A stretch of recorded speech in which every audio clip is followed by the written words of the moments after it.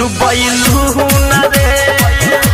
कि मुआना मार के पहले बसुन दुनु बैलू न रे डीजे विकास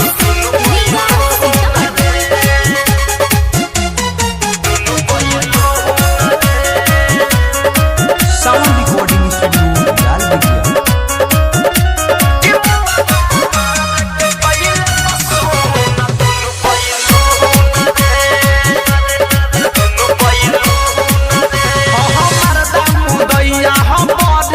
पहले बाज गए पटेला रे सहची टाइट सामान भइल खोखा छितरा के गुर्दा बिना जइसे केला रे हमें नाही जननी ऐसे होला हनीमून रे हमें नाही जननी ऐसे होला हनीमून रे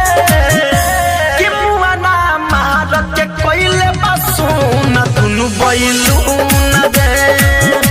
कि मुआना मार के कोइले बसुन दुनु बैलू न रे डीजे विकास दुनु बैलू न रे कि दुनु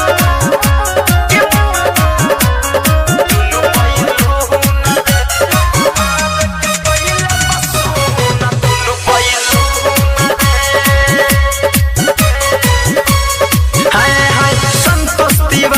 न सामान पूरा करिया हो सिकंदर मोरा तुरले बदेहिया जैसे टूटे घर के नदिया हो धरे कंधनंद के जागर रहे जुनून रे धरे कंधनंद के जागर रहे जुनून रे कि मुआना महार के कोइले बसुन दुनु बैलू न रे कि मुआना मार के कोइले बसुन दुनु बैलू न रे गवने के रतिया तकिया दिल बात धुन रे कि मुआना मार के कोइले बसुन दुनु बैलू